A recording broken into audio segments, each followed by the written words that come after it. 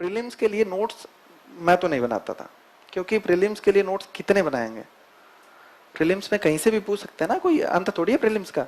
तो प्रीलिम्स के लिए नोट मैं नहीं बनाता था। अगर किसी को लगता है कि वो उसे बनाने चाहिए तो टाइम बहुत ज्यादा लगेगा, बना सकता है, मैं बाइंड नहीं कर रहा किसी को, लेकिन प्रीलिम्स के लिए नोट्स नहीं बनाया जाए तो ही ठीक है ना। और जो भी मटेरियल पढ़ रहे हैं आप, एक तो अपनी आदत होती है कि हम लोग बुक्स पे बड़ा बिलीव करते हैं, बहुत सारी किताबें उठा के ले आएंगे और लाइब्रेरी में या जो भी रूम में बैठते हैं ना, वहां पे इतनी इतनी बुक्स जब सजी होगी तभी हमें सुकून मिलता है कि हाँ यार अब ठीक है, अब पढ़ाई यूपीएससी वाले लग रहे हैं। तो ये बहुत ही गलत चीज है।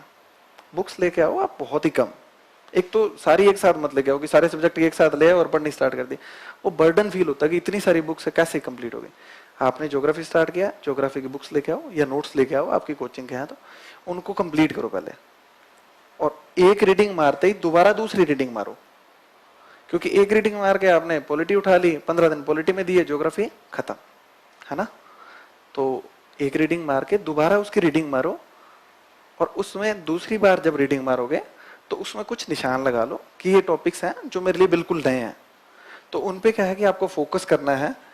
उसके वो टॉपिक हैं जो आपको बिल्कुल भी नहीं आ रहे, उनके आप नोट्स बना सकते हो, क्योंकि जो आता है उसके नोट्स बनाना सही नहीं है, क्योंकि वो तो आपको आ ही रहा है, उस पर आप दोबारा लिख रहे हो, टाइम वेस्ट कर रहे हो, है ना।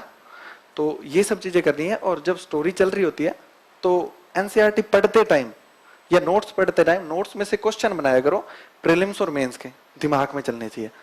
जैसे आप बौद्ध धर्म पढ़ रहे हो तो लास्ट में सिर्फ इतना सा आएगा कि भारत की जमीन पे बौद्ध धर्म लुप्त हो गया और यहीं पे ही जन्मा था। तो आपको ये दिमाग में आना चाहिए कि भारत की धरती से लुप्त क्यों हुआ, क्या रीजन थे, है ना। तो जब आप वापस से बौद्ध धर्म पढ़ोगे ना तो आपको कुछ इंडिकेशन मिलेंगे वहां पे कि क्यों लुप्त हुआ। उसके कंक्रीट आंसर बहुत सी जगह लिखे हुए होते हैं, पर जब आप दोबारा पढ़ोगे ना तो आपको पता लगेगा कि क्यों लुप्त हुआ बौद्ध धर्म, है ना। तो ये क्वेश्चन आपके दिमाग में चलनी चाहिए। सिर्फ पढ़ना हमारा ऑब्जेक्टिव नहीं है, हमारा ऑब्जेक्टिव है कि जो क्वेश्चन आएंगे और थोड़ा घुमा के पूछती है यूपीएससी, उनको कैसे अपन को सॉल्व करना है, ये हमारा ऑब्जेक्टिव होना चाहिए।